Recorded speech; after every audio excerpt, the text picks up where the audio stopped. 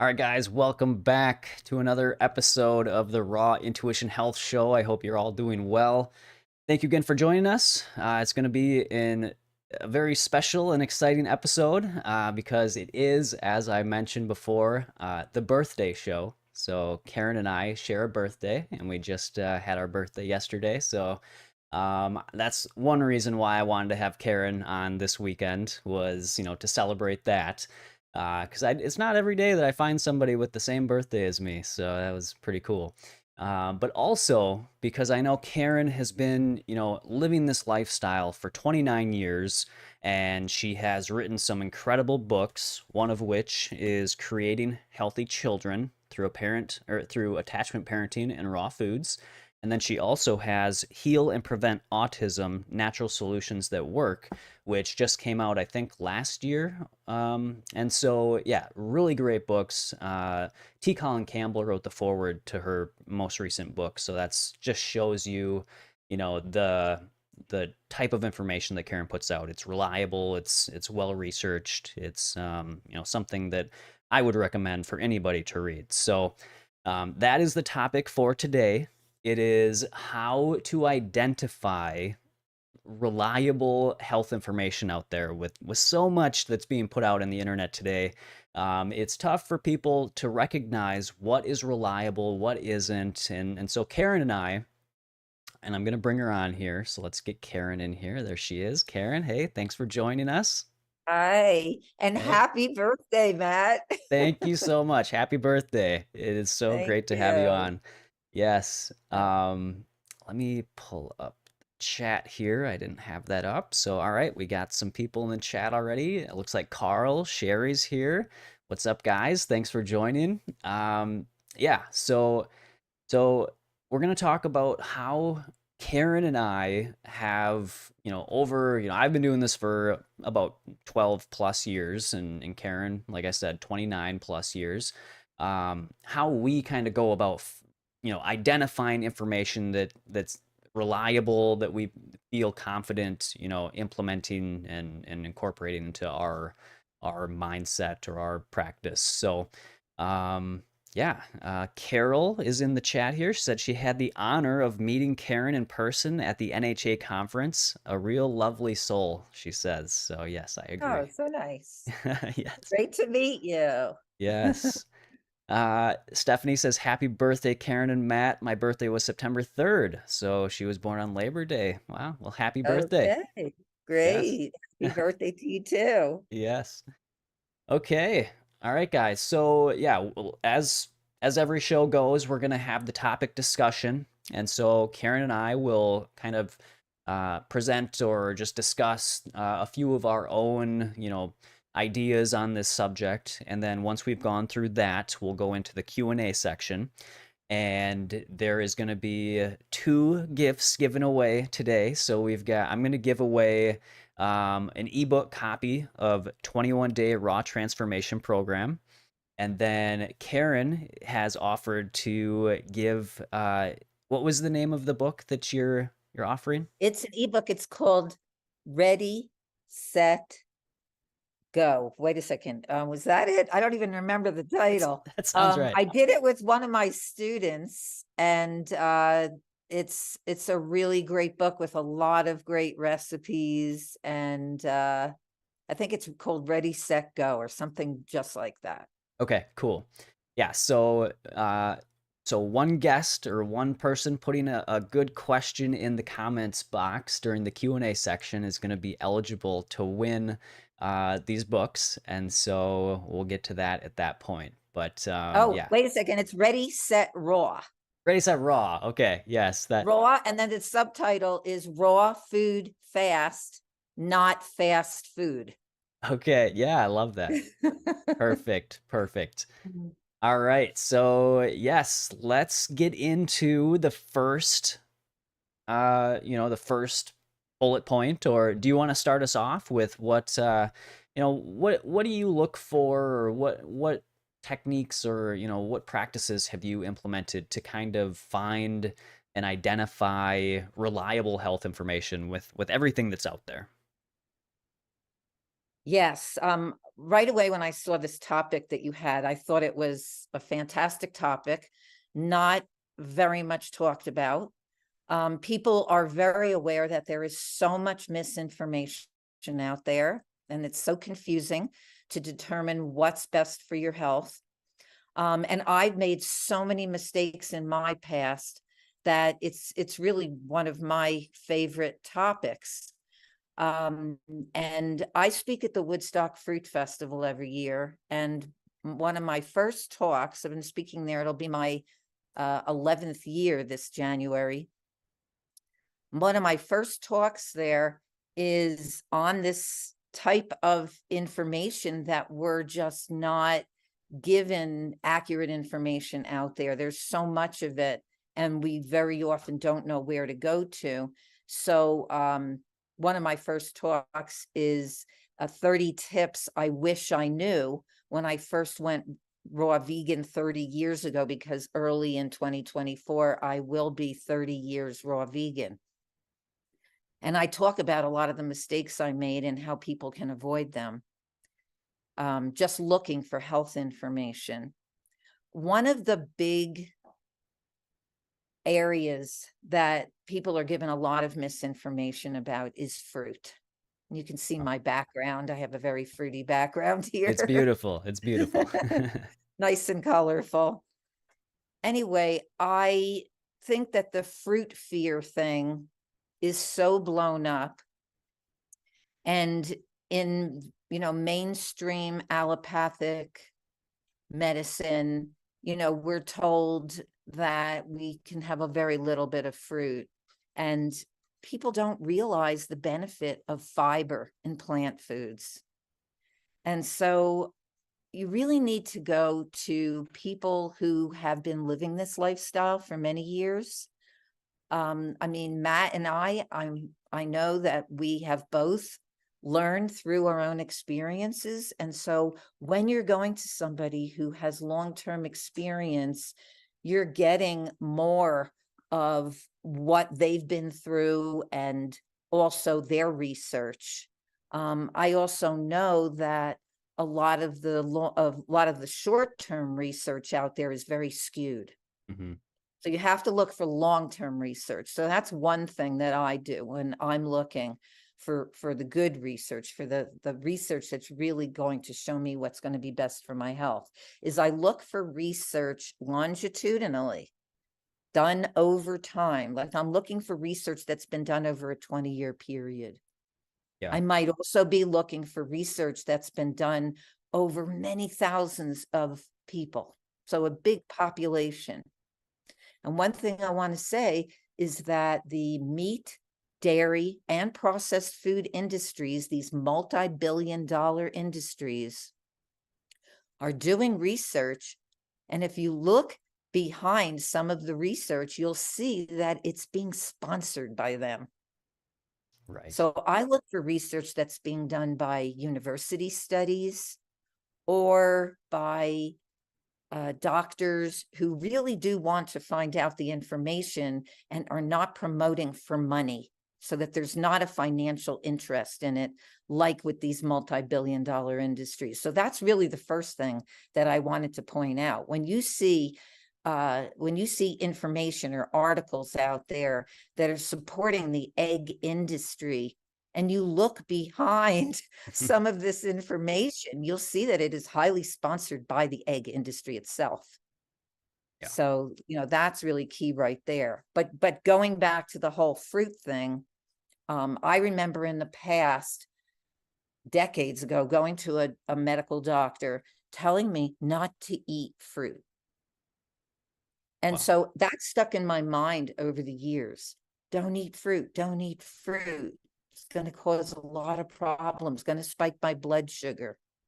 But I learned later on from really reputable research that the fiber in fruit keeps it digesting slowly through the digestive tract so that it does not spike the blood sugar.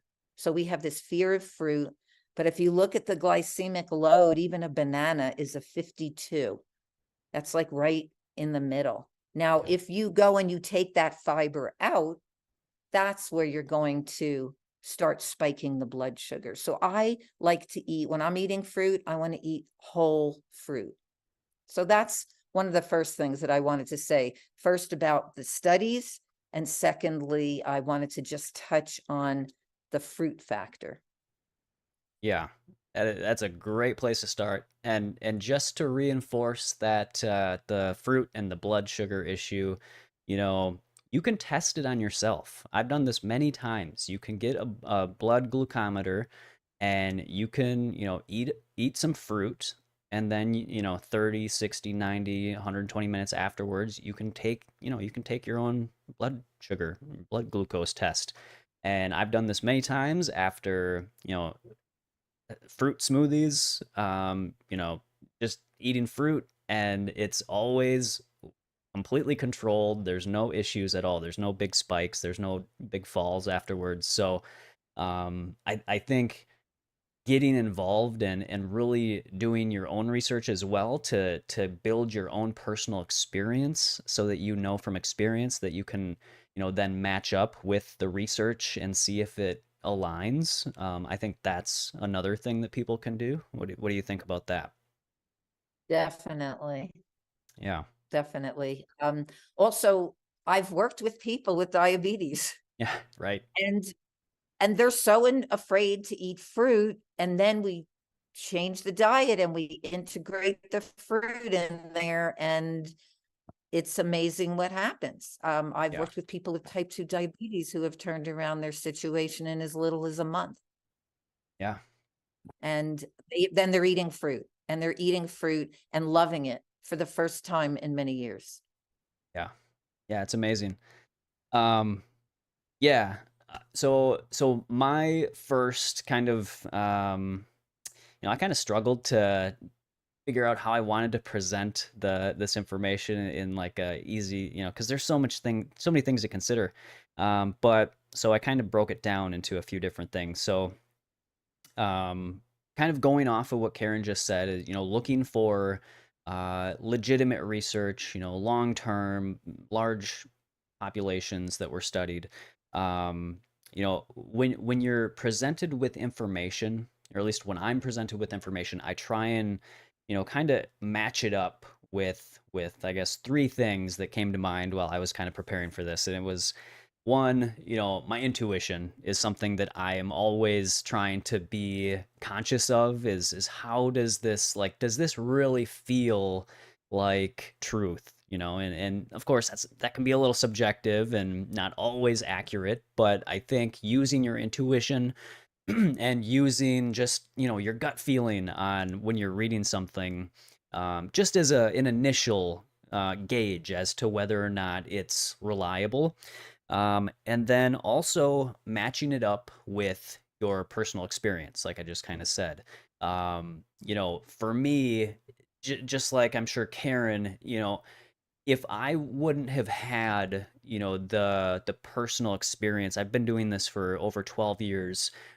I've seen how going from a diet of, animal products, and even when I was trying to eat very clean animal products, so-called clean animal products, um, and then switching to a whole food plant-based diet, tons of raw foods, and just the energy, the mental clarity, the sleep, the skin, all of these different things that completely transformed and improved to a level that I didn't even think was possible.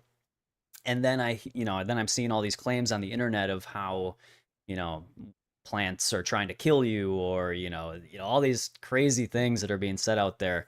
I use my personal experience as kind of a BS shield, right? It keeps it reinforces to me what is true and what out there is not true. And so, yeah, I use my intuition, and then I think about my own personal experience, and I try and experiment a little bit with different things. Just like I was saying, I would drink a juice, I would drink a smoothie, and it would be pure fruit. And I would check my blood sugar, and what I found and what I've seen in the research is that it's really more about the fat content of your diet.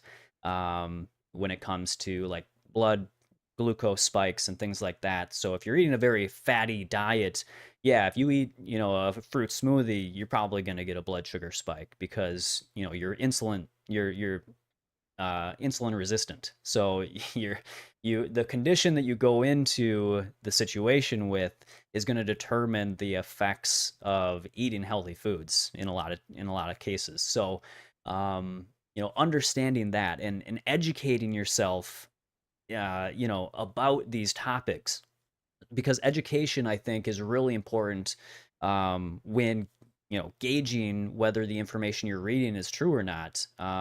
So yeah, I mean, there's just so much. So education, your personal experience, listening to your intuition, and then, as Karen said, like the evidence that's out there. So the research that's out there doesn't match up with what other, you know, reputable experts in the field are saying about it. Which, there's some gray area in that too, because there are, you know, industry funded experts out there that can be making certain claims. I think we're all very understanding of that. And then, yeah, so just kind of taking in all of those different things, the kind of what's been shown in the research, what you are feeling in your personal experience with this, listening to your intuition, and following people that have been doing this long term and showing the results of what living this way can help you achieve. That all sounds really good. Thank you. I also, the next point that I had written was that the low fat, really, really important as well. Yeah. And even within the raw food community, there is controversy. Yes. Like even when I started 29 years ago as a raw vegan, I was more of what you would call a keto raw vegan, they call themselves, and more high fat. I was eating a lot of oil in my food, not realizing that oil is highly processed. Not only is it highly processed, but even a small amount of oil is 100% fat. So really, do we want to have so much of this? And I realized I don't want any of that. And also just, so many nuts and seeds, so much plant fat is healthier for sure than animal fat. However, fat is fat. Yeah. And so we really want to have all that fat. So that's something that I had to go back and forth with. And I really like that whole piece of, yes, it is the evidence, the research that's out there, but then we have to take it and we have to also use our own feelings about how we are physically feeling after we eat and how we are mentally and emotionally feeling as well. All of this comes into play. And I like the intuition part of it, because I think the largest part then is going to be your own intuition. And I think a lot of people feel that intuition and they feel the right intuition about going to a lower fat way of eating, but they don't follow their intuition because they get into this fear mode and they get scared based on what they have seen online, sometimes from people who have not been living a raw vegan lifestyle for many years, or a low fat raw vegan lifestyle for many years, and who can talk effectively on this topic. Or they're just, given so much misinformation that they are confused. And I relate because I followed a lot of misinformation at the beginning, which did get me into trouble. And then the other thing is not realizing that when you come from a more mainstream diet, you're sitting there with a plate of like chicken and rice and a cooked vegetable, and it's a relatively small portion with a large amount of saturated fat. And so you're going to be satiated sooner anyway than you would having, a bowl of fruit in the morning, or later on in the day, even if you have a huge salad and you have some kind of like a raw vegan entree with it or a delicious dressing, you're not going to realize that you just need to eat a lot more food. And a lot of people get get really, I think, messed up from that. For me, I lost a tremendous amount of weight, and that almost had me leaving a raw vegan diet because I lost so much weight. And I see that over and over and over again, is that people coming from this more mainstream way of eating, not realizing that you need to eat more to get your calories. And so not only do you need to use your intuition, but you also have to have quite a bit of know-how. And that's why I do highly recommend doing some coaching, even if it's short-term coaching, with someone who has years of experience, has the research behind them, and can guide you correctly. Like when I've worked with people, I see that in a very short period of time, they understand the way that they should be eating and proper meal planning. It's all really important. It's not just like, go raw vegan. I remember that there was a coach who spoke to me with like 2 years of experience and was just telling everybody, just go raw vegan. It's not, raw vegan is great, and you're certainly going to boost your health just by adding more raw food in, but there's a balance to it. There is a balancing game. And if you're going to be eating way more fat, that's really going to throw off your balance in your nutrition and your insulin levels. And so you really want to be mindful of that. Yeah, that's one thing I notice, especially, one of the most pronounced things that pop out to me when coaching is that people don't realize the amount of fat that is in their diet. People tell me they don't, they eat a pretty low fat diet, but then they show me their diet Oh, yeah. diary, and it's like it's way off the charts. So yeah, Yes. that is why having somebody that's been doing this a long time, that has been through the, trial and error, and realizing, what is actually low fat, or like what is appropriate fat, and that sort of thing, so that they can point those things out to you and help you avoid some of those mistakes that maybe they made previously. Definitely. Definitely. When I go over food diaries, just like what you just said, Matt, people telling me that they're low fat and they're really not, or just focusing on getting in sufficient amount of calories, sometimes that they tell me that they are, and their calories are really low. And I refer them to certain websites where they can go to and put in what they're doing for their daily food intake. And sometimes they're really surprised to see that what they told me, they realize that they're way off. Yeah. Just getting in both the macro and the micronutrients in the diet, really important. And so it is really crucial to have a full understanding, and to just realize also that there's other things involved, that it's not only food. Yeah. That's where the other piece comes in as well. I mean, it's common sense really to know that we need to exercise, that we need some sleep. But honestly, I came in as a raw vegan thinking it was all about food, Me and too. that it didn't matter what my stress level was. I could be fully under stress, going to sleep at 3 o'clock in the morning, getting very little exercise, and just eating raw. And yes, I did heal from severe cystic acne of over 25 years, even ignoring those other really important links to health. But if we don't pay attention to all of the aspects of health, and we're only focusing on food, which I do see that people coming into whole foods, plant-based and raw food, just a lot of them think it's all about food. And so you have to really see that this is a total approach. So that's something else that I did not look at when I first started, is that health is a total approach. Stress being very high up there. And if we have a high stress level and we're not attending to that, bringing down our stress level with certain really good relaxing activities and community and nature, um, and of course movement, and getting good sleep, we are really going to be still harming ourselves. And that's really what happened with me.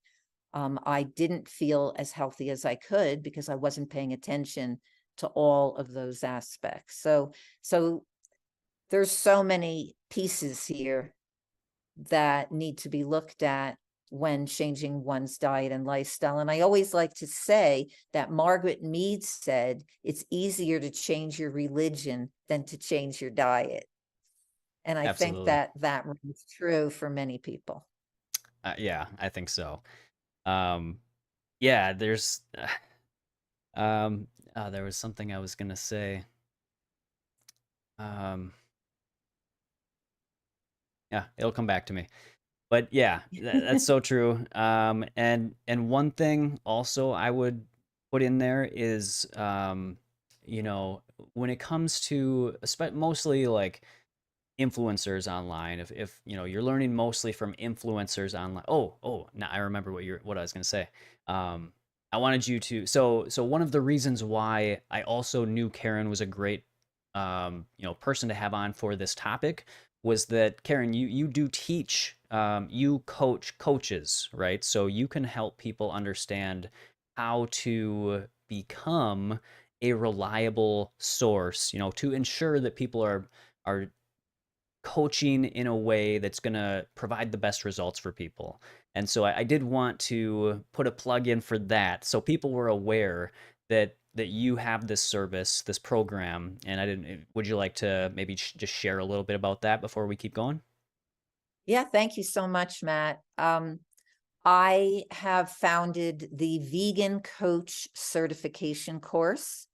It's focused on whole foods, plant-based, with an emphasis on raw food. So it is a very specialized course. I get a lot of students who come into my course who have come from more general programs that are out there, general health programs. There's one in particular that that focuses on almost every diet and way of eating, and then teaches a little bit of marketing. And students come out and they're pretty confused because they're vegans, they're plant-based, but they're not specialized in their teachings. And so a lot of them come to my course to get that specialization because they want to go on to be vegan and raw food coaches, whole foods, vegan and raw food coaches.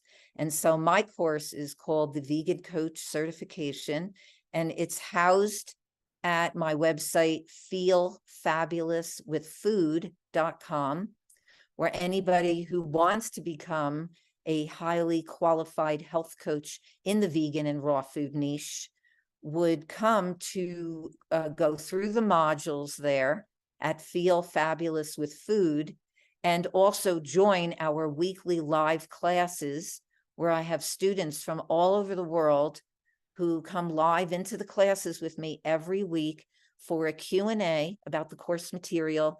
And we also go into a lot of the topics in great depth so that they understand all of the principles that are involved in raw food coaching and vegan whole foods. Some of the people are, and we also talk about, this is not about bringing people to a 100% raw food lifestyle.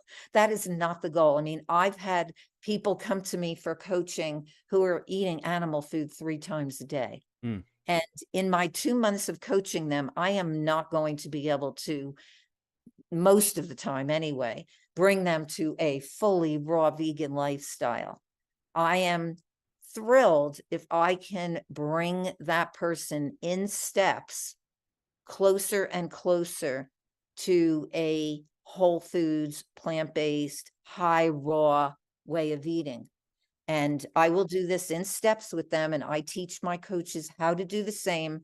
And I give them all of the tools and all the templates and everything that I've done over the past 29 years. And I've been coaching since 1998. I give them pretty much everything that I've learned and done to be an effective health coach right in that program. So I have some amazing testimonials. yeah. If anybody would like to check them out, they can go to feelfabulouswithfood.com. and go to the top where it says work with me and check under become a coach and scroll down. There's a lot of information on this site about the course, what you get from it. And then when you go to that top link, become a coach, and scroll all the way down, you'll come to some of the testimonials of students who have completed the course and what they've gotten out of it. And many of them have gone on to become very effective coaches who have been able to make a good income stream for themselves, both online and offline, and love coaching. Some of my students have set up their own retreats afterwards. We've collaborated, my students collaborate, I collaborate with my students. We've done retreats and other events together. So it's just all around is a great way to learn what we're talking about here today, to learn really how to get the best research behind you, to know what you're talking about, and to follow the principles that really work to get people results. And that's really what we want. We want to help people. There's a lot of sick people out there today, and it's just about educating them to get them to understand that what we eat and the lifestyle that we live, that it really can change your life for the better. And it can turn around so many situations that are putting people into a state of chronic illness. Yeah. So I will link all of the, I'll put the link to your program down below and to your website. So yeah, definitely something I would encourage people to check out. Um, as we've said, and as you can, I'm sure everybody can already tell, Karen is a wealth of information. She's been doing this for almost 3 decades. And, if you want to learn how to be an effective coach, Karen is where you want to go. So, um, another thing that I would say is something that I look for when I'm determining if somebody's giving me information that is likely to be accurate is if they're a sensationalist. I see this a lot, especially social media these days, even, just mainstream media. It's all about creating an emotional response. It's all about, getting the most clicks and views. And of course, we all want people to see what we're putting out because we feel it's important information. But, there are things that are put out, I think with the intent to literally just confuse or just to get a response. And so when I see different people, regardless of the diet they're promoting or what it is, if they're putting things out there, just for a diet example, like there's people out there saying plants are trying to kill you because of lectins and oxalates Uh, and things like this. So they also say humans are carnivores, or all cooked food is poison. I think these types of black and white statements really reflect the quality of the information that this person is providing. Because I've really learned over the last 12 plus years that there's not, well, there's, of course, there's foundational pieces that can be very beneficial long term to have as your in your paradigm. But I personally, I've gotten to the point where within reason, there's various ways that you can obtain a vibrant level of health. It doesn't have to be just one exact way. It doesn't have to be just my way or just some other person's way. There are areas where you can tweak it just a little bit to your own situation where it's going to help you thrive even better. And so each person has to kind of determine what that is for themselves. But when you're getting information from people that are, it seems that they're just trying to get an emotional response either to sell a product or their services or whatever it is. That's kind of what I look at when I think, are they genuinely do they genuinely believe in the message they're presenting and the services they're presenting, or are they just trying to make some money and, get you to react emotionally so that you think you need what they're selling, right? So if somebody's selling something, that's one thing I look at. Of course, I sell things, Karen sells things. Everybody has to, make money.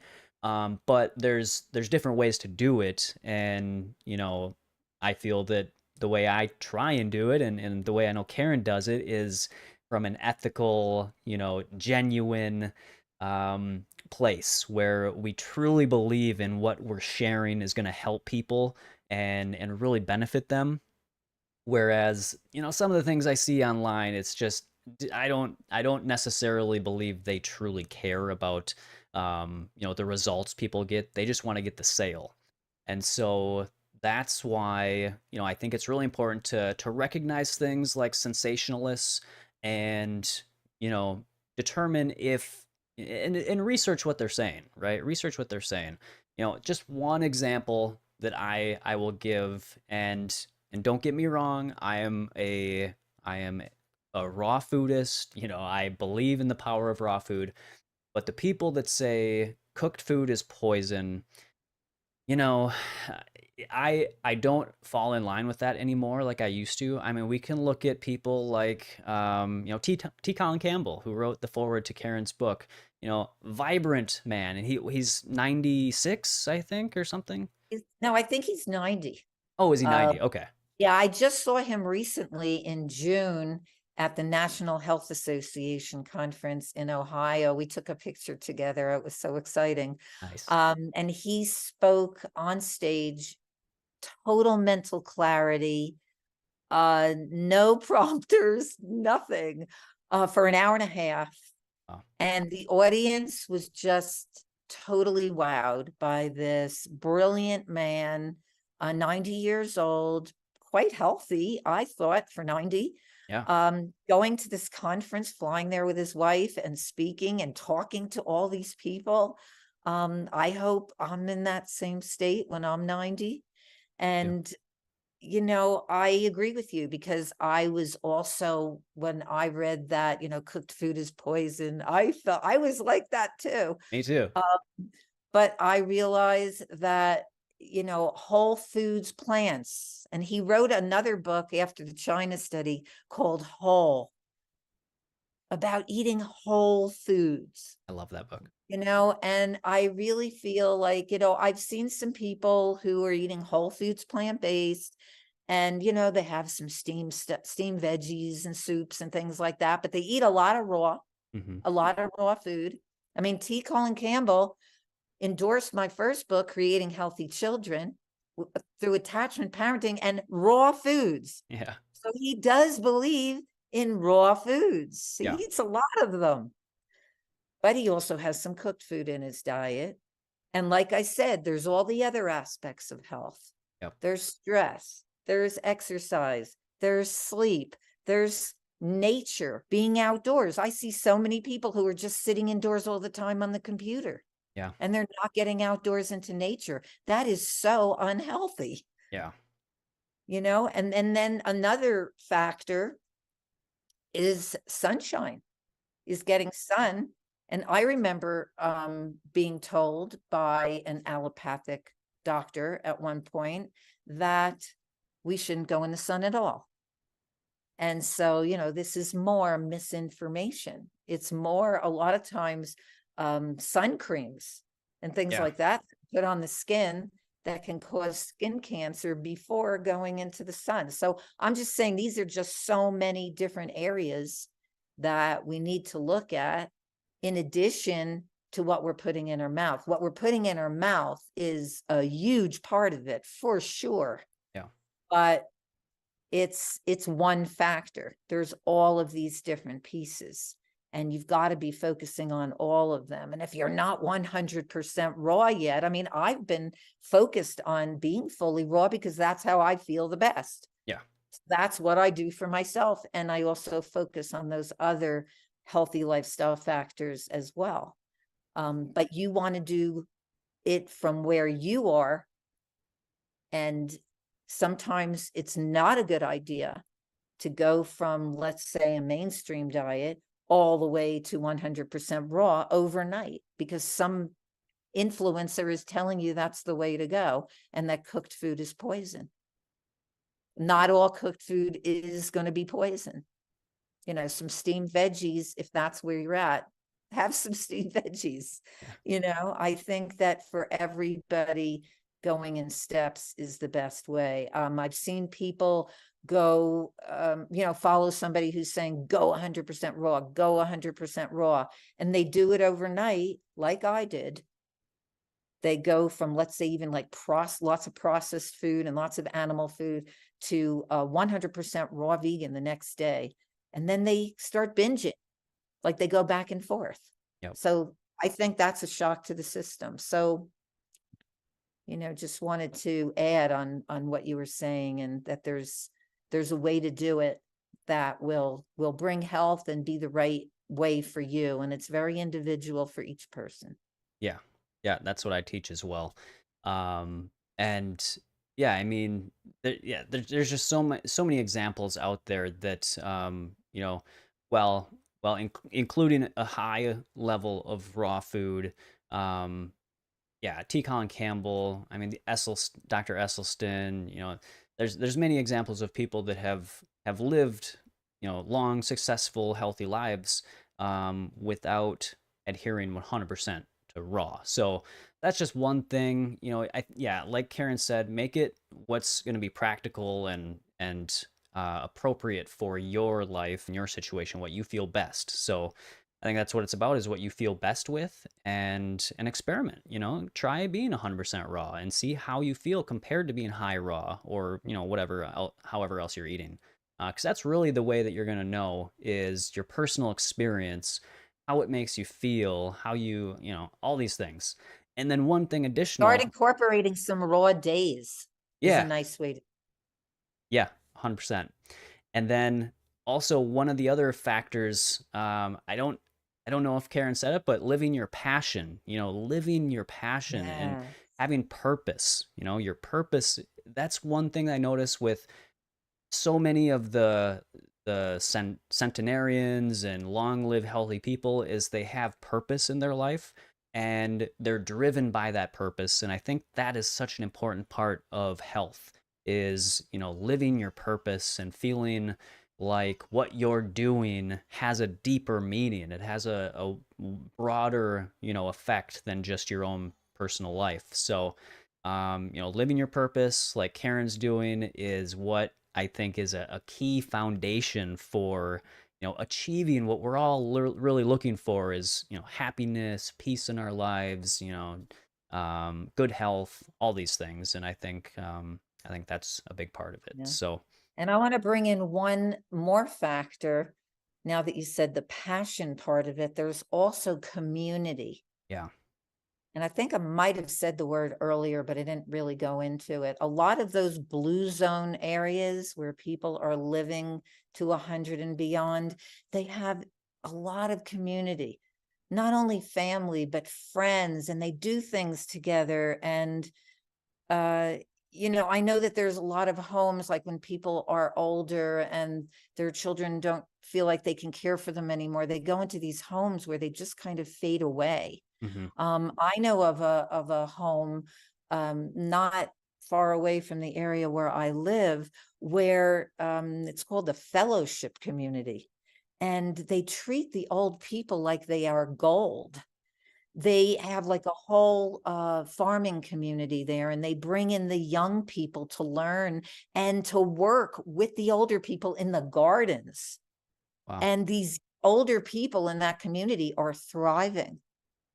And so those are the kinds of communities that we want. And a lot of the blue zone communities, they have that kind of social aspect where I know that there's one place in Greece called Icaria. I had Hmm. wanted to go there. We went to Greece as a family a number of years ago, and we didn't make it there. I really wanted to go. And one of the reasons was because I had researched Icaria, and they have like festivals every week. The people are like dancing together in the streets. And this makes happiness, and happiness creates positivity and excellent health. Yeah. So true. So true. Yeah, that's the blue zones. It's great to study the blue zones because you see the holistic aspect of health, right? Like that's just like one of the best examples of displaying that it takes more than just diet. It takes more than, just one aspect of health. It really takes um a holistic approach. And, you know, Definitely does. Yeah, um yeah.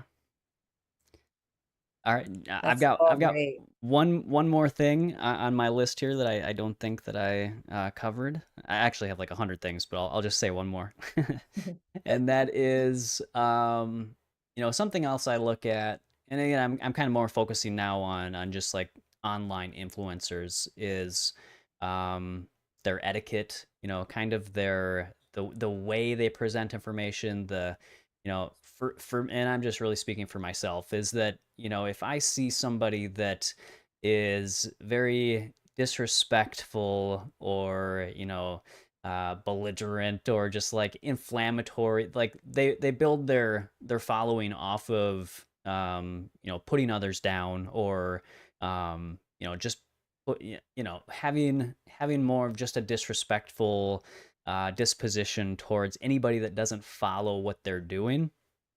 Those are the things that are red flags for me.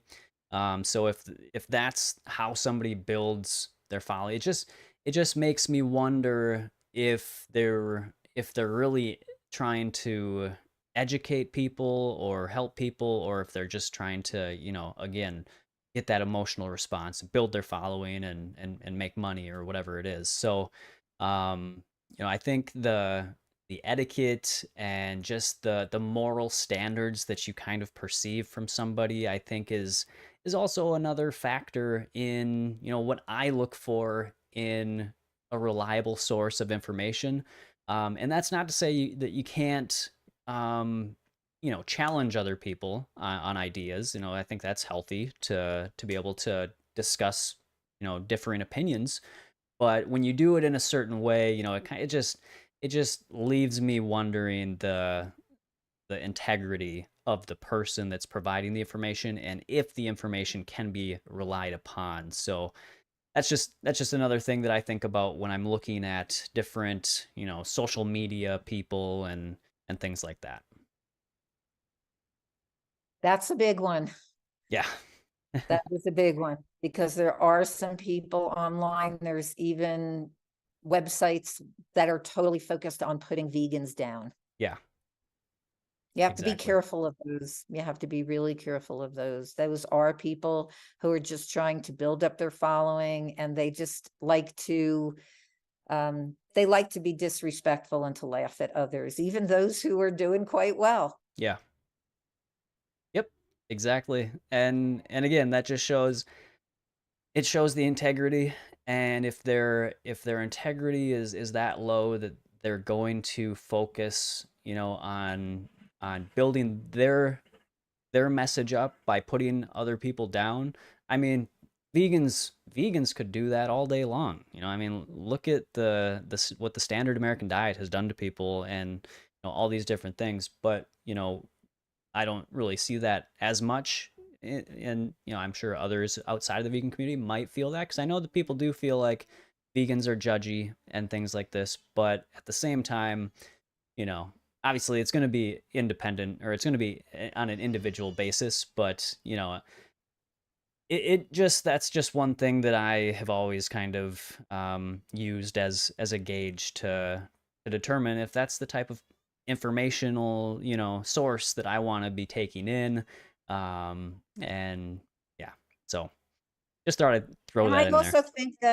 I also think that vegans as a whole, those who have been doing whole foods plant-based for many years, also are passionate about it Yeah, and want to help others. And so some people take it as judgy, where it's just like, I see that you're experiencing poor health. yes, Look at what happened to me.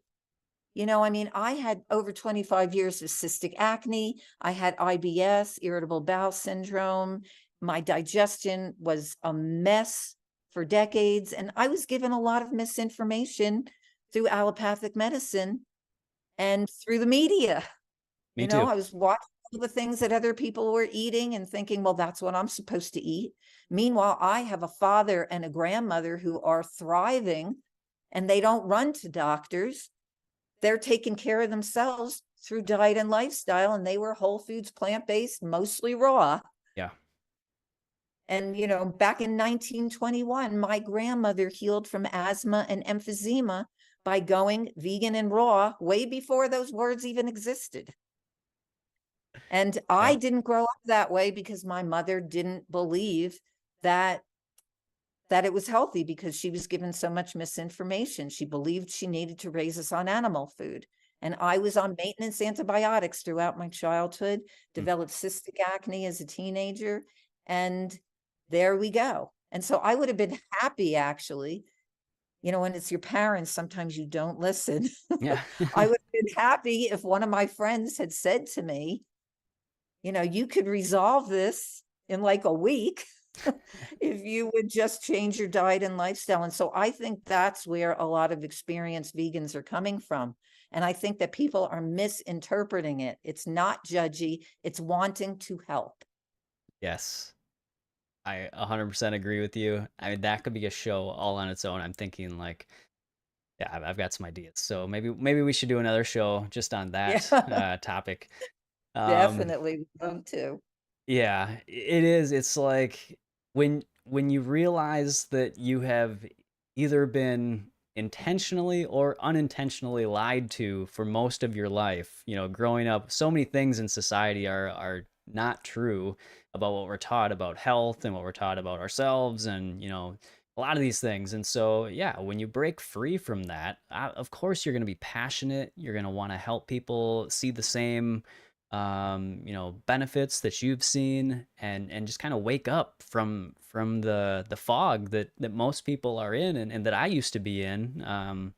So yeah, it's there's a fine line between you know being perceived as passionate versus being perceived as pushy or whatever. So yeah, it's really all about perspective, and also introspection, and seeing maybe why we feel defensive when some of these things are presented to us. I think that's a big part of it too, is people's defense mechanisms popping up because they don't want to shine light on something that makes them uncomfortable.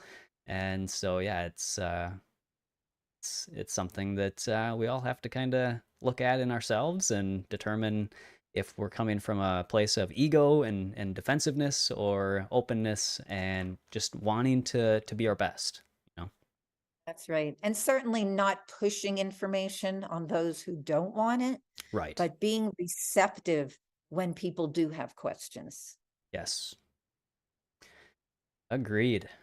All right. Did Yeah. you have anything else that you want to throw in there before we get to the I Q and had A? one more thing. I think we went over all of the very important aspects of this topic. But there's one thing I wanted to add that was major misinformation for me when I first went raw vegan, and it is still out there. This misinformation, people who are claiming to be raw vegan coaches are still telling people that that raw foods are so cleansing, like you don't need to like really take care of your teeth. You don't need Oh to yeah. practice dental hygiene. And I got into big trouble with this with my kids. We started having dental problems because we were eating a lot of dried fruit. And we thought that was healthy too. We were vegans before and eating a lot of vegan junk food. So we got off of the processed food, but we went to eating dried fruit, specifically a lot of dates. And we were told that was all wonderful, and we didn't need to really pay so much attention to our teeth because all these foods were so cleansing, even to the teeth. That can get you. So this kind of misinformation from people who really have not done research, who don't fully understand the entire human body, including the whole structure of the body and the teeth, everything else. We have to be really careful who we listen to. And back in 1994, when I went raw vegan, I was very gullible. So don't be gullible. Okay, get the information from the right people who have been living this lifestyle for decades, or at least, I would say 10 years. Hmm. Yeah, the length of time really does make a difference because you change over time and you see things, you see blind spots that you didn't see in the beginning. And yeah, that is why it is just so important. Like I changed so many things since I started out. One was eating more dried fruits and dehydrated foods and higher fat, you know, all these different things. And over time, I realized, that I needed to adjust those things if I wanted to feel my best. So yeah, people that have been doing this for a long time, especially people like Karen, who've been doing this for practically 3 decades. Karen has seen, the trends, I'm sure, in this, lifestyle or just in health in general, the different trends that come and go, and some of the misinformation that keeps popping up. So yeah, what do you think about like blood tests? Because I know I didn't take a blood test until my 7th year into this lifestyle because I kind of got into the whole detoxification, realm, and what I was hearing was that, blood tests aren't really necessary, and also like B12 was one thing that when I did take my blood test, I realized how low I was in B12. Um, and so I started supplementing after that. But before that, I had done years of cleansing and fasting and all these things, mono fruit diets. And, I was taught that the bacteria in my gut would start producing the B12 once I got my gut clean enough that it would produce enough that I could absorb and utilize, but that it didn't, according to my blood test, that wasn't the case. So, what do you think about the importance of blood testing?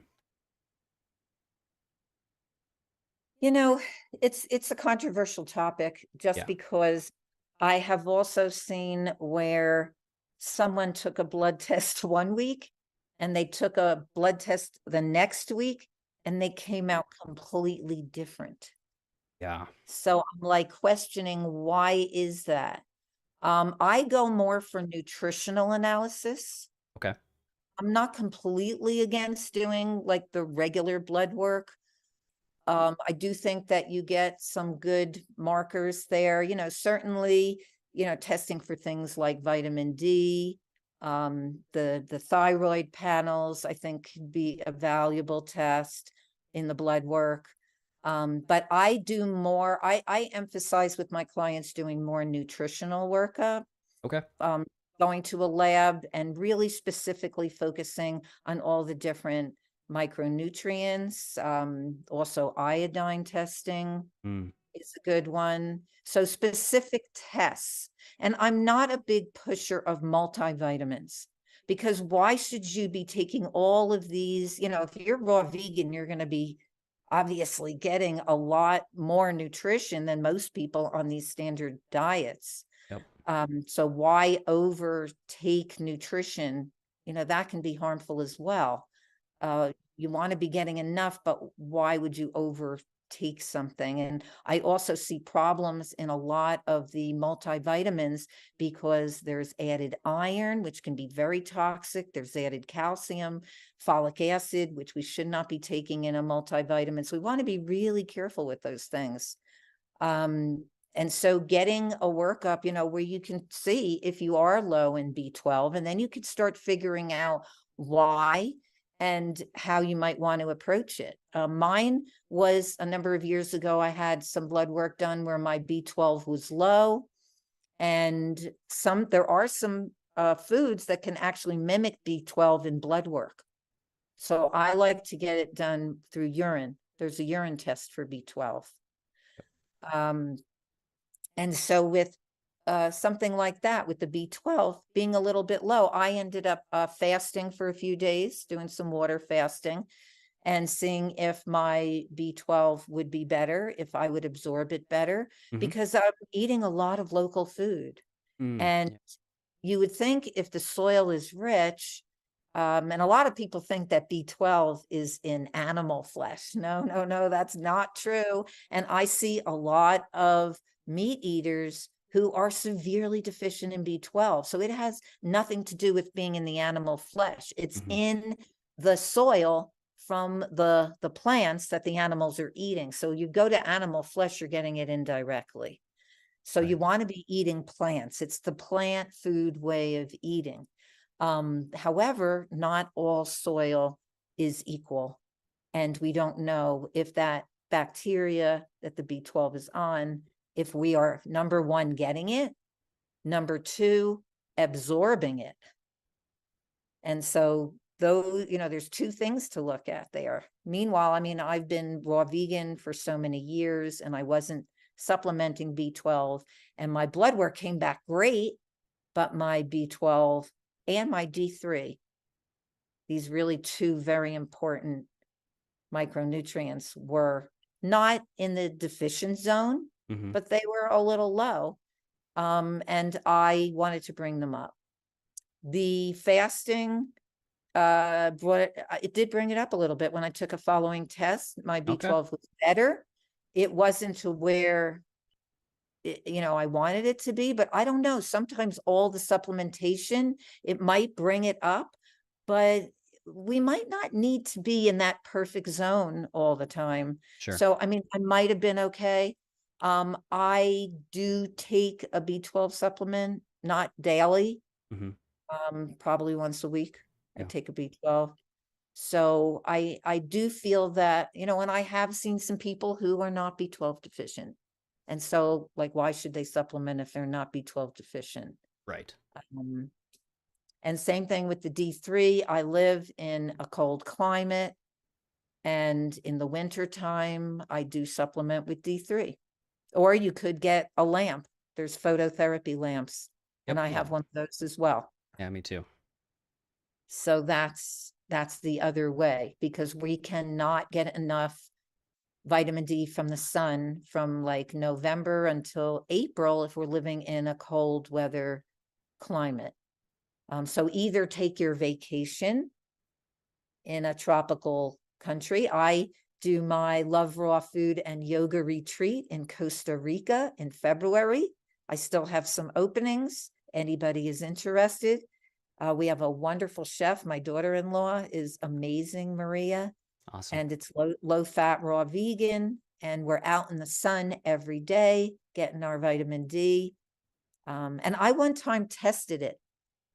I tested getting my sun in the winter and being away just for a couple of weeks at that time and getting my sunshine and coming back and testing, and my vitamin D3 was really good.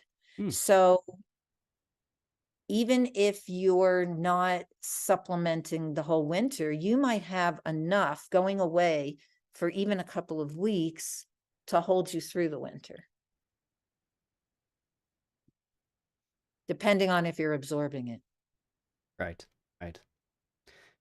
Yeah. I saw a question. I suppose we can transition into the Q&A from there. Let's see. I thought I saw a question about sunscreen.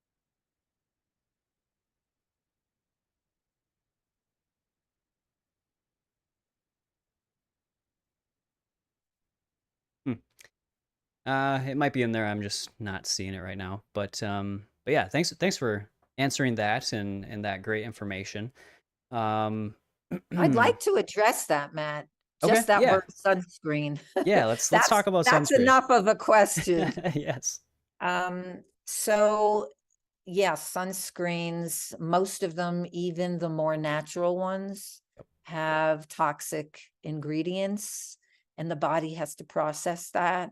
When you put something, anything at all on the skin, and that's a whole nother level of health, it runs through the bloodstream like within 60 seconds. And it can really wreak havoc over time and cause health problems. So I really recommend, when going out into the sun, going out in the middle of the day, not early in the day and later in the day like most people think, Mm-hmm. but getting your sunshine at the height of its intensity so that you have more chances of it absorbing.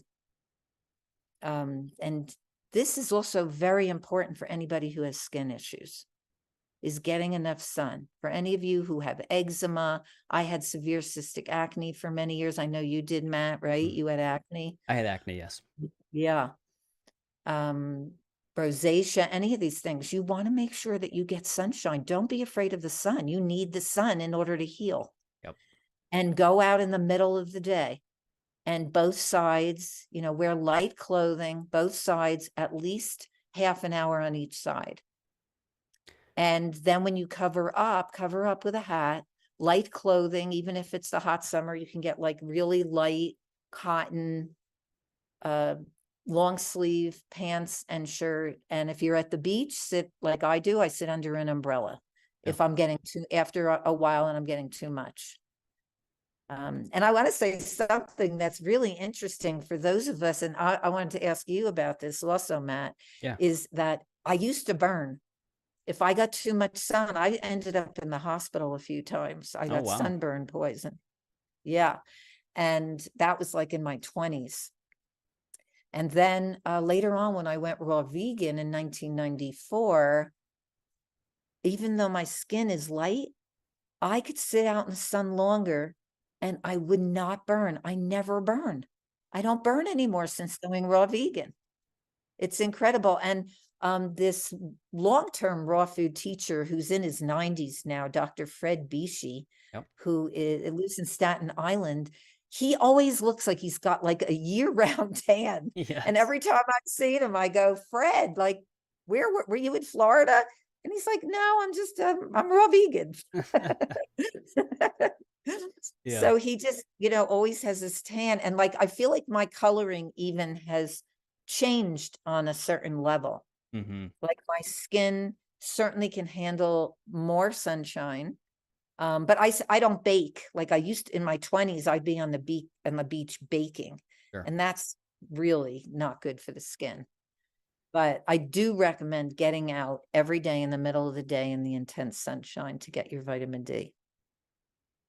Yeah, I agree. And I too, now I have experienced some burning still as a raw vegan, but yeah, my skin burns much less easily now that I eat an abundance of fruits and vegetables, because we're getting in those polyphenols and those antioxidants, and all the healthy fats. We're not taking in rancid oils and cooked fats that are, when you build your body out of rancid fats and processed sugars and all these things, and high protein, very inflammatory, you're setting yourself up for inflammatory conditions in every system of the body. So the skin is going to become inflammatory, much more easily when you're eating a crappy diet, That's right. and you're dehydrated, right? So if you consume the fresh fruits and vegetables, you're getting in those protective properties from the antioxidants and the polyphenols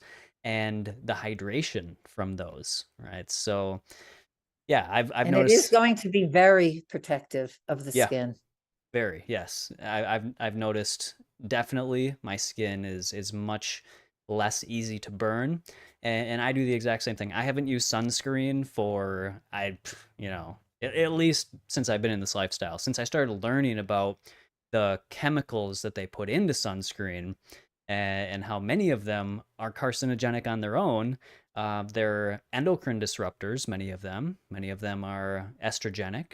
And so if you're messing up your hormones, through the things that you put on your skin, you can't expect to have like robust health, right? Like you can't mess with your hormonal system like that with these synthetic chemicals.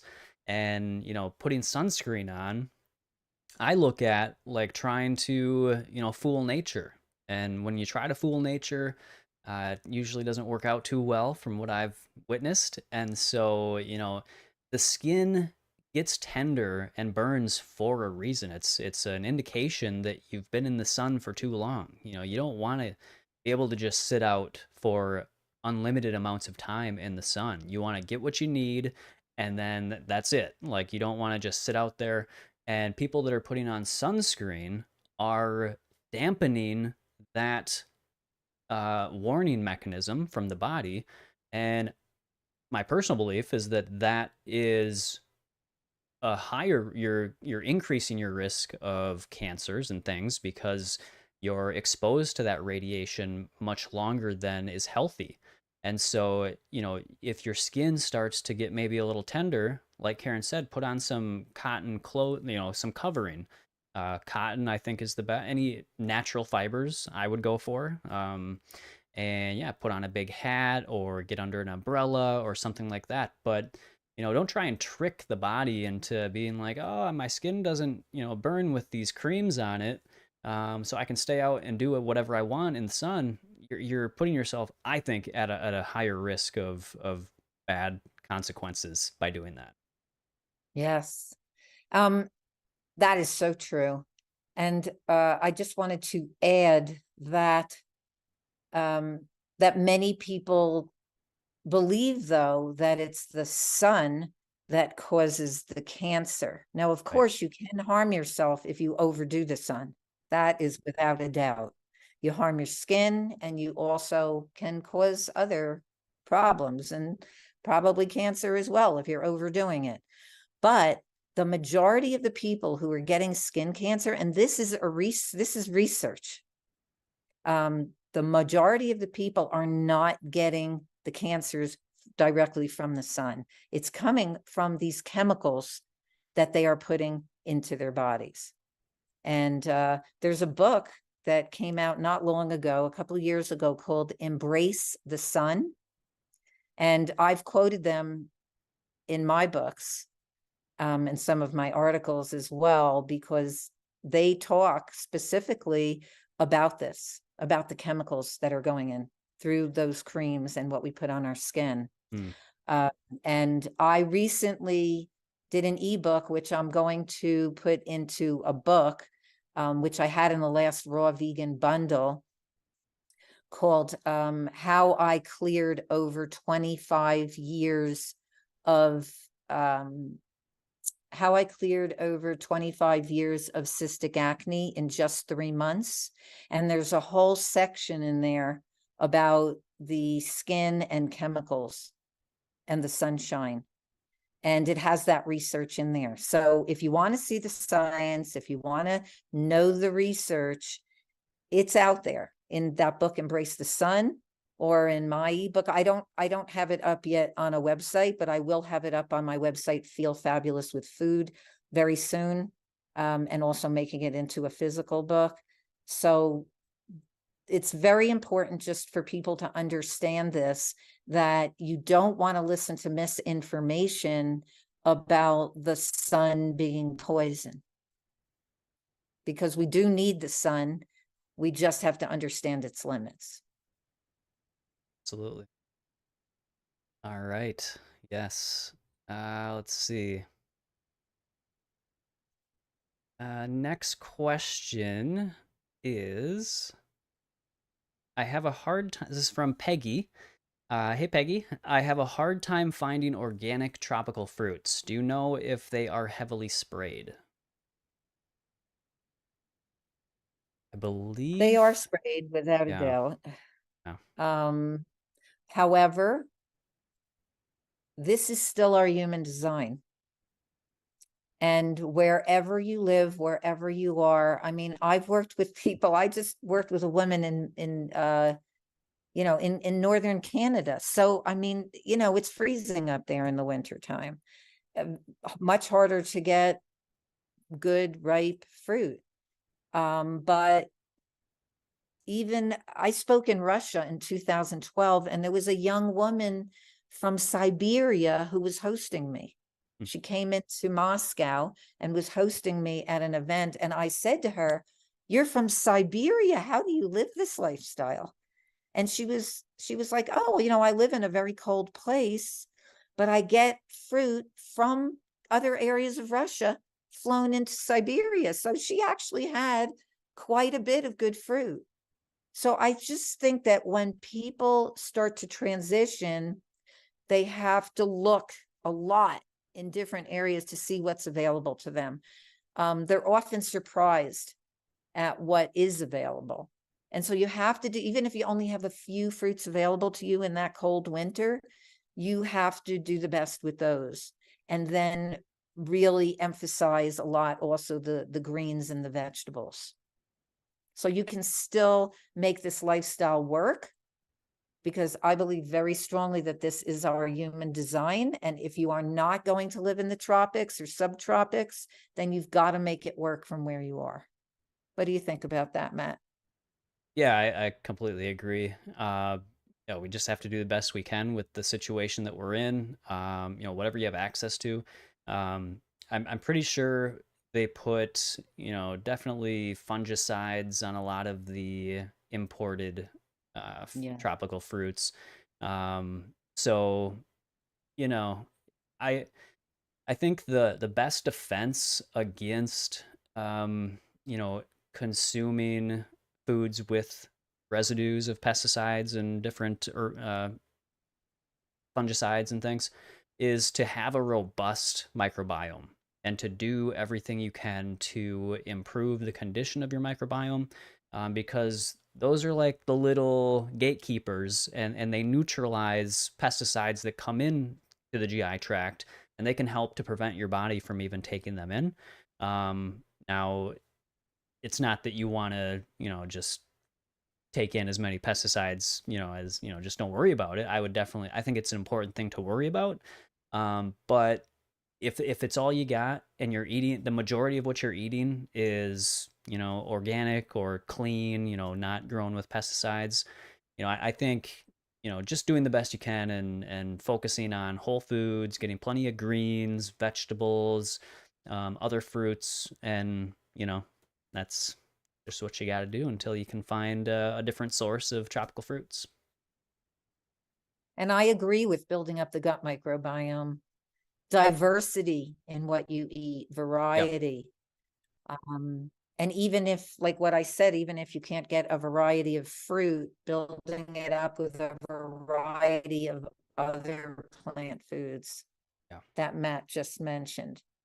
So just getting in as much of the different foods as you can. It doesn't have to be in one meal, could be spread out over a period of week, just, rotating your foods, not eating the same thing all the time. But certainly, we cannot do anything if we're living in a cold place and we can't move, and we have the conventional available to us and we don't have certain foods organically. There are some that I probably would not eat if they were conventional. Like, I will not eat conventional berries. Mm-hmm. I would not recommend eating conventional berries because they are so highly sprayed. It's really Agree. just like eating spray. But with the other, like, a conventional mango or a conventional avocado, if you don't have organic, you do the best you can. Yeah. Yep. And, you don't necessarily, whatever it is that you're, talking about, whether it's papayas or mangoes, you can get like, if you're around a Costco or something like that, another like wholesale store, there's organic frozen mango, so you can maybe find it in a frozen That's form. right. That's another option.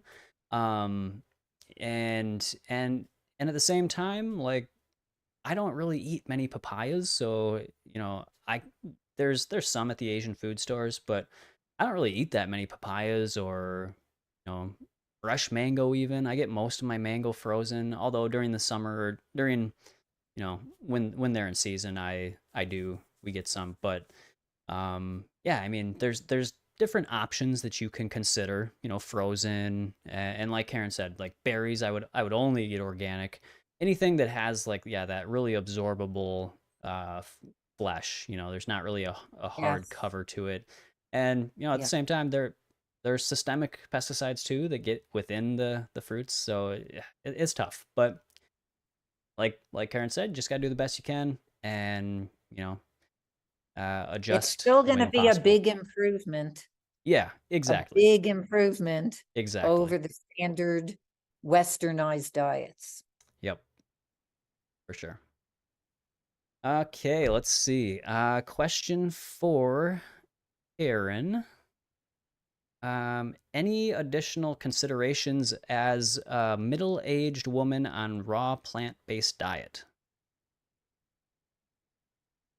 Uh, well, as you're getting more into your years, post menopause, one of the things that excites me a lot and makes me really even more passionate about this lifestyle is that your hormones are healthy.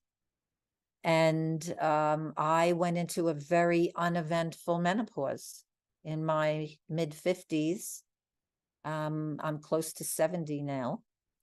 And I have not experienced the problems that many women experience as they're getting into their middle ages, starting to go into the peri and post menopause.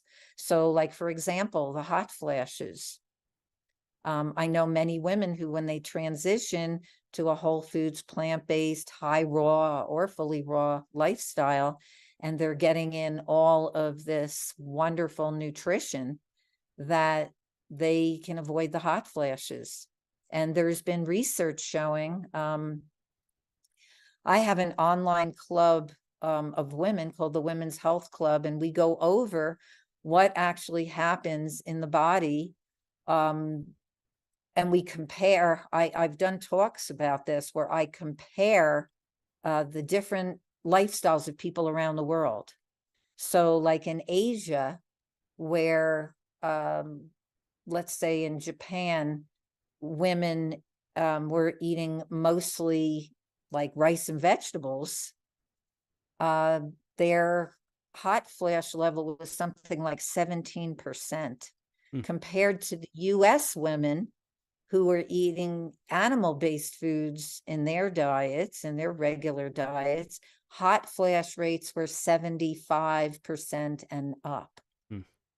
And so you clearly see that animal food, with their own hormones and their own bacteria, a completely different species than the human, that, you know, this kind of a diet, an animal-based diet, wreaks tremendous issues for the hormones.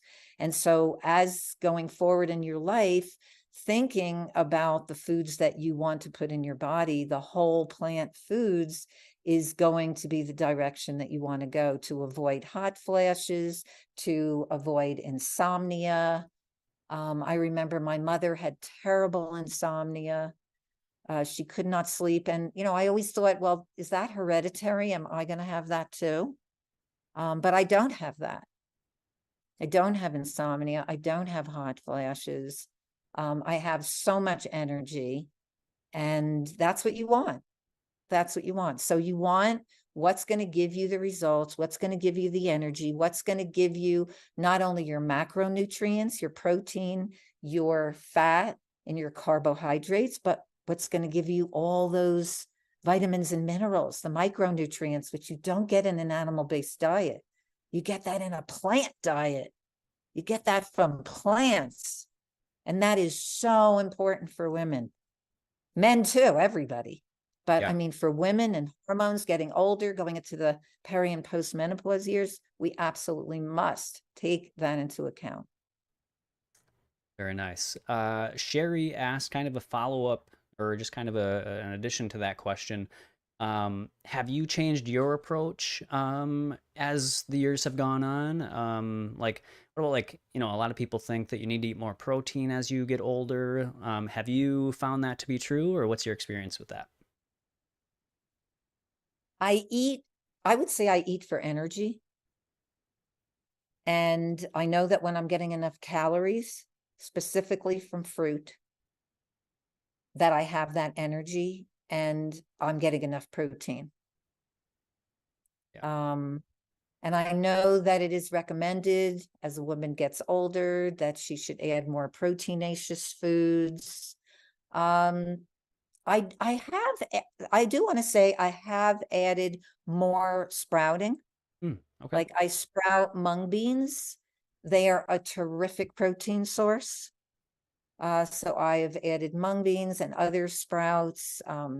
I do go over these in my programs because I think that they are so important for really for everybody. But I do think that that protein is high quality, and I want that in my diet. Sunflower grains are also amazing. So these are high quality proteins which don't put stress on the liver and the kidneys the way that the animal protein does. And I just also want to say that when you eat dairy for calcium and for protein, that it puts so much stress on the organs that literally 70% of the calcium gets washed out. Mm, And this yeah. has been discussed in studies. And you see in the United States, in Switzerland, Scandinavia, these are all countries that eat a high amount of dairy, thinking that they're getting this wonderful protein and calcium, but the protein often cancels out the absorption of the calcium. And we have the highest rates of osteoporosis. And so we want to eat our plant foods to get our calcium and to get our protein. Absolutely. Sherry also wants to know, do you have thoughts on, there's all these different approaches. So there's like Gabriel Cousens' approach, there's Dr. Furman's approach, Brian Clement's approach. Yeah. Um, you know, like some of them are more about low glycemic fruits and maybe even limiting fruits, and others, are not quite as strict about that. Do you have like any thoughts on how there's all these different approaches and how you kind of look at that? Yeah, I have a lot of thoughts on that. I could go on for hours. Yeah. And many of these people are my colleagues. Yeah. And some of these health institutes, I have been speaking there for years. So these are my friends, Yep. but there's a lot of controversy within these communities. And I just want to say I've tried them all. And I can honestly say that if you're not getting enough fruit for calories, you're going to need your fuel from somewhere. And whenever I haven't gotten my calories from fruit, I will tend to overeat on fat. And what will happen to me is I will lose my energy. I will get more sluggish. I won't have the energy. And so I first want to say, question everything. And these are excellent questions. You need to question everything you hear and see where you fit in, what works best for you. I'm not saying that any of these ways are totally wrong. Some people have found one of these ways to work well for them. I've seen a majority of the time that low-fat raw vegan is what works. In terms of energy, just in terms of your overall well-being and how you feel. And that is, a lot of it is going to be intuitive. And I have listened to these talks about eating the lower glycemic fruits. And I feel that we need to eat some of those higher glycemic fruits as well.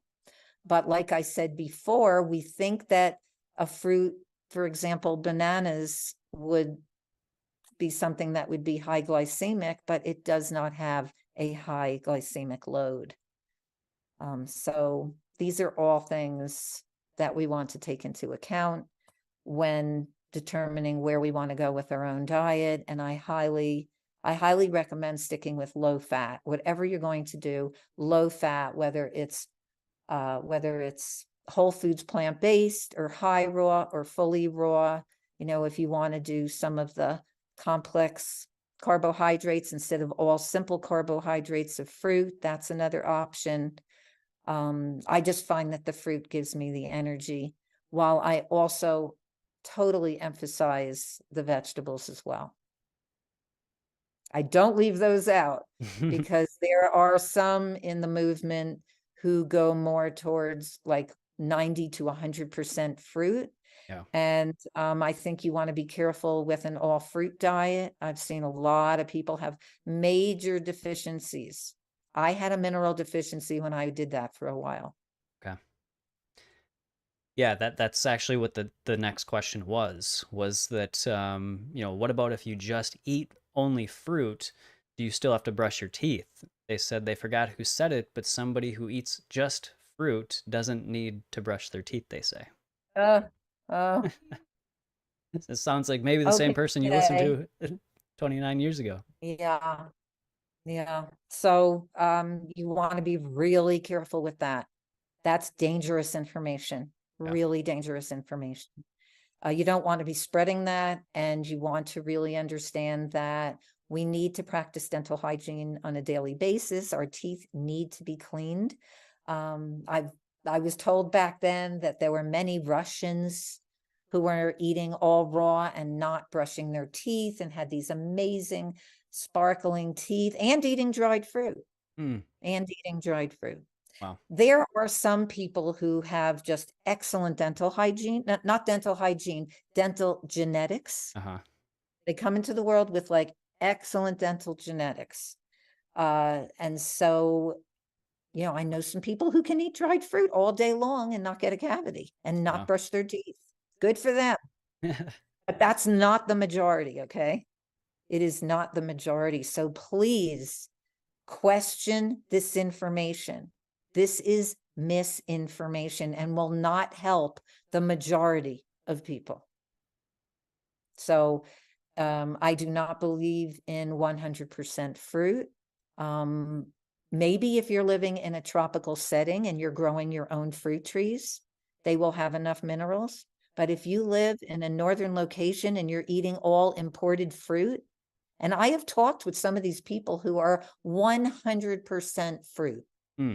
who don't eat any vegetables. Some of them are close friends of mine, and they live in tropical places, and they do not recommend eating 100% fruit if you are eating imported commercial fruit.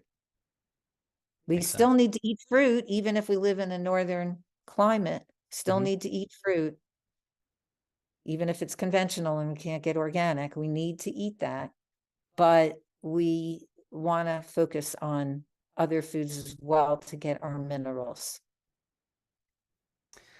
Yeah, that makes sense. And that's also what I have come to find as well. So, yep, totally agree.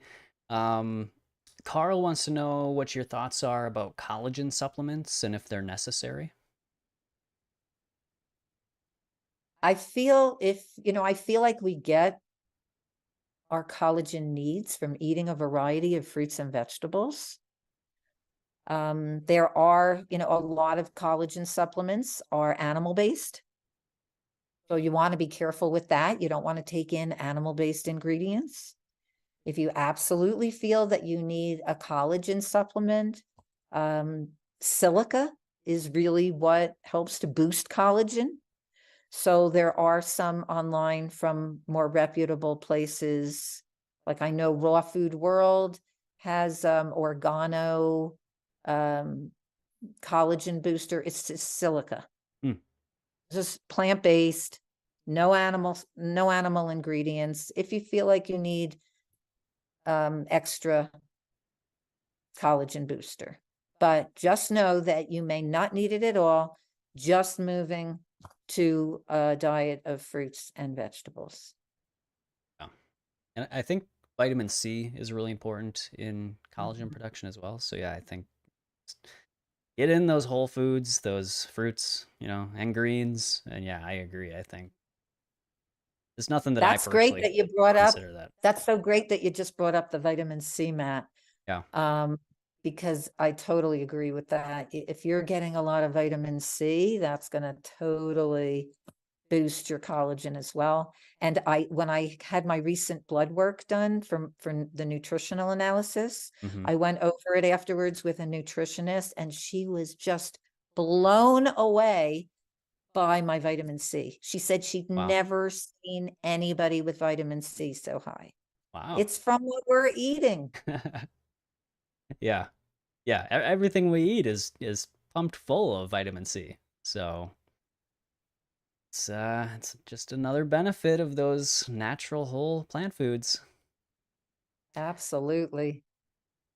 So I I don't wanna I wanna be respectful of your time. So I know we've gone actually much longer than the hour. So do you have a few more minutes to cover a few more questions, or do you have a Sure, we'll take a cutoff time? few more minutes. A Okay, few more minutes, sure. sure. Yeah, just a couple. Let's see. Valley says, can higher carbs and fruit on a vegan diet increase cholesterol and triglycerides? This is what my doctor is telling me and is not supportive of my vegan diet. I have read that sometimes moving over in the transition, that this is likely. I don't know about your experience, Matt, but I have seen that occasionally. And I would really balance it out with the vegetables. Yeah. That's what my take is on that. Yeah, and again, also emphasizing the low fat aspect of the diet, That's making going to be sure, a big piece, big yeah, part. that's a big part of it. Keeping, are you consuming, coconut because there's saturated fat in there? That's gonna also promote increasing that. So yeah, low fat, whole food, fresh fruit and vegetable based diet. I personally haven't seen that be an issue. My triglycerides and cholesterol are perfectly Mine are healthy. fine as well. Yeah, and so I haven't seen it, is what I'll say. And from what anything I've read, I've never seen a study show that fruits or vegetables increase your triglycerides above a healthy range. So I mean, I would go into PubMed. This is what I do anytime somebody makes a claim like this, and this doctor clearly isn't knowledgeable about plant-based diet, if they're not supportive of it, because I mean, yeah, it's just one of those things. But yeah, I go to PubMed. I would put in triglycerides, fruits and vegetables or something like that. Fruits and vegetables, high triglycerides. See what you can find in the research on if there's any correlation between the two. And I have never once seen one study show eating fruits and vegetables to increase cholesterol. I mean, it doesn't even make sense. I don't see how that's even possible. Cholesterol is not even in plant foods. It's Right. in animal-based foods. Exactly. Exactly. So yeah, I mean that's been my experience, and that's what I do anytime I get one of those questions, and I try and look it up in PubMed. When you get into Google and searching just a regular Google search or any standard website engine search, um, you're going to get a lot of blog posts from people aren't that are misrepresenting the actual research that's out there a lot of times. And so you'll get a lot of opinion pieces. And so if you can go to a more reliable search, which I think PubMed is the easiest one to use to get more reliable information on that sort of stuff, you can look it up there. Um, and so yeah, I've done my blood tests. My triglycerides and cholesterol were perfectly fine, and I eat a ton of fruits and vegetables. So yeah, that's been my experience. Yeah. And same here. I would recommend staying away from the sweet foods all day. Like one woman who told me the same thing quite a while ago. I have not even received that question in years, but Mm, this person was juicing carrot juice every day, lots of carrot juice, and was drinking lots and lots and lots of coconut water every day. Now, I'm not sure if it's just that these things were so sweet. I drink coconut water too, but probably not to the excess that she was. So I would just really look at getting like what we talked about earlier, the variety, and still eating a lot of fruit, and balancing it out with all the minerals in the veggies is what we recommend here. yeah, yeah. Anytime I see an issue with triglycerides or anything, it usually whoever brings that up, I find out they're eating coconut a lot. Coconut seems to be one of the main things that are affecting people's triglycerides that I've Yeah. that I've worked with. So that's one thing I would look at. And And you know what? Also, there was somebody I worked with who was vegan for years and wanted to bring her cholesterol down. And when I got a food diary from her, I also saw that there was coconut oil yep. in her diet. And we took the coke and her cholesterol was pretty high. Mm, And we took the coconut oil out and the cholesterol went down. So yeah. even though cholesterol mainly comes from animal-based foods, it looks like what you just pointed out with the coconut is that it is a saturated fat Yeah. and it can have some cholesterol. So you want to be careful of that as well. Yes. All right, so we'll take one more question, and then I will try and save some of these questions, and I'll try to maybe address them later. But yeah, there are a lot of great questions in here, so thank you everybody for coming in here with great questions and participating and all that. So I really appreciate that. Let's see. So there's a lot of teeth questions. I feel like we covered that pretty good. Let's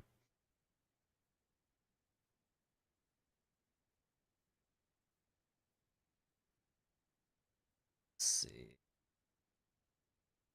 How about how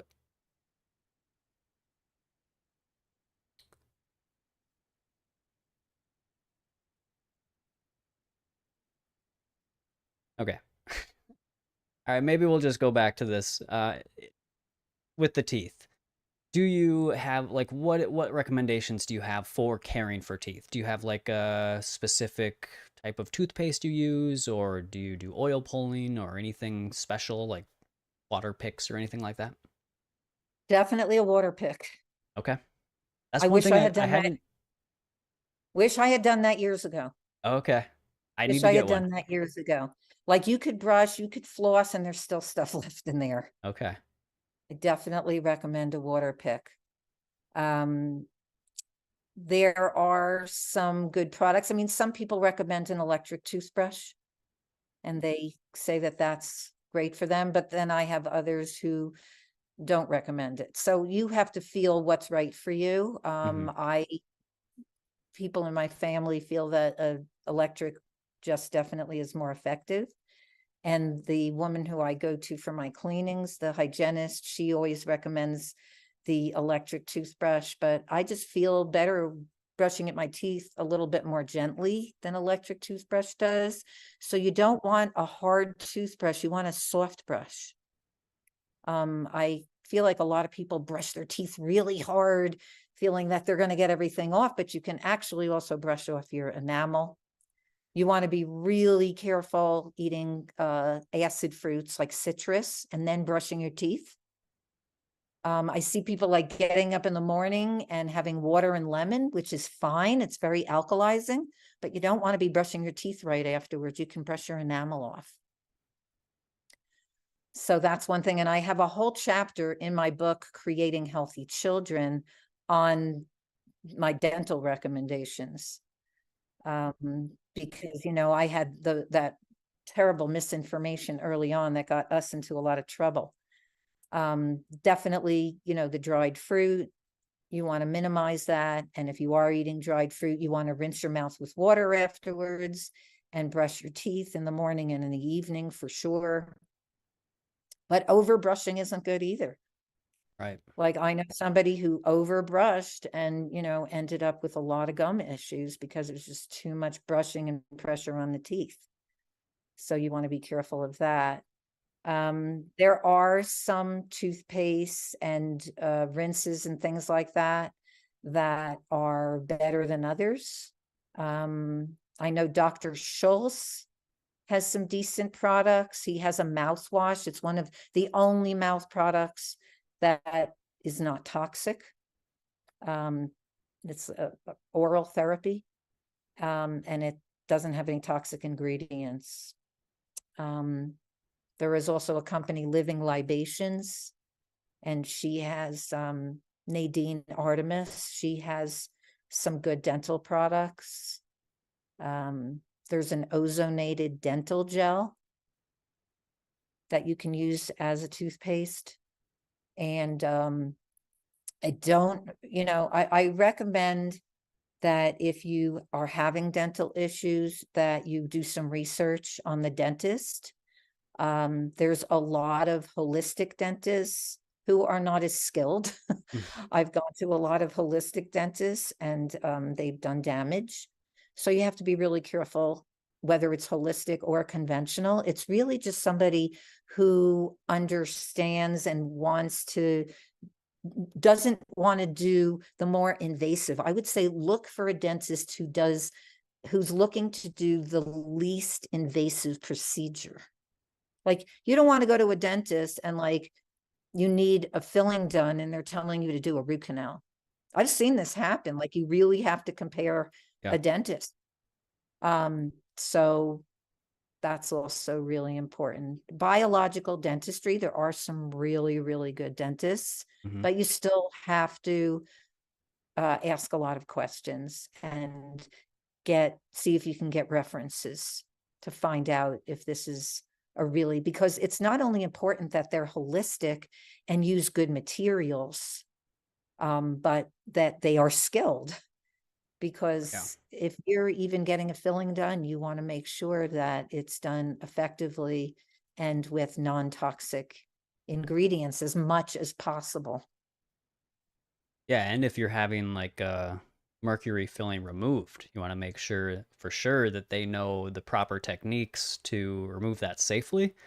Because I've heard some pretty traumatic stories of increased toxicity from mercury after they had their fillings removed. So yeah, that's another Yes, thing to think about. that's a big one. Yep. That's a big one. Some people have told me that after having the mercury fillings removed, that they felt more toxic. Mm-hmm. Yeah. I did have I had a lot of mercury fillings because I just grew up eating a lot of junk food. Mm. So I had a lot of fillings on my back teeth, mercury fillings. And back in the 90s, that's what they did. Yeah. Everything with mercury. And I don't know, like, if I would go back, if I would take them out. It's a big question. You have to Yep. really decide if it's worth it to take them out. And also, if the dentist, like what Matt was saying, they have to have the right procedure. Mm-hmm. Dentists who do that procedure of taking out the amalgams, they have it all set up Yeah. where it's protecting them and protecting you. Yep. And the one other thing that I would just throw in, and this is something that I have been really focused on over the last few years, is not being a mouth breather. I think that is an important part Oh, of keeping your teeth healthy because the more you breathe through the yes, mouth, the more your saliva will dry up, and that's a big part of keeping your teeth mineralized and healthy. So try your best if you're a mouth breather to practice getting into the habit of breathing nasally through your nose. I mean, there's so many benefits of nasal breathing that goes far beyond just your dental health.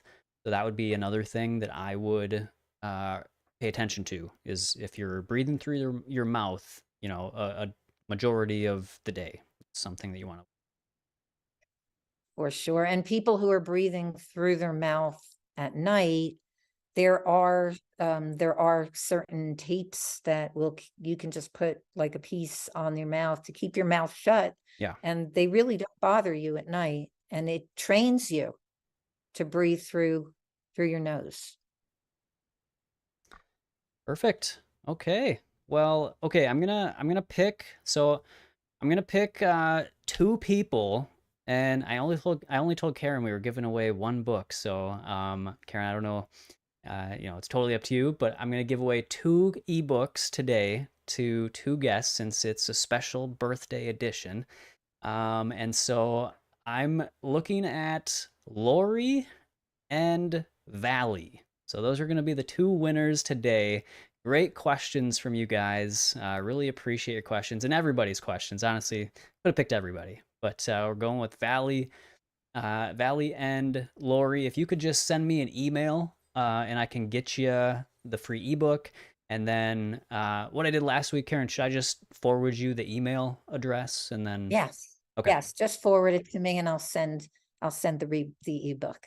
Okay, perfect. Well, Karen, I appreciate you, sharing your free ebook as well as, of course, sharing your incredible depth of wisdom with us and being on the show. I hope to have you on again. This was amazing. And like I said, there's so many Yeah, questions that we didn't get to that, maybe we can address next time. So, that yeah, would be fun. yes, Definitely. definitely. It's great being here with you also, Matt. Thanks for what you're doing. I'm so glad to be on the birthday of your show, to share the same birthday. Yes, I know. It's great. And just all the wonderful work that you're doing. It's great. And I also just wanted to tell anybody that if they have any questions or they want to connect with me in any way, that they can always go to my websites, feelfabulouswithfood.com, and the other one is superhealthychildren.com, which I hadn't mentioned, is my work on kids, and my books are there. I'll have more of my ebooks on Feel Fabulous with Food coming soon as well. And my vegan coach certification course is up and all explained at Feel Fabulous with Food, where you can see a lot of the success stories.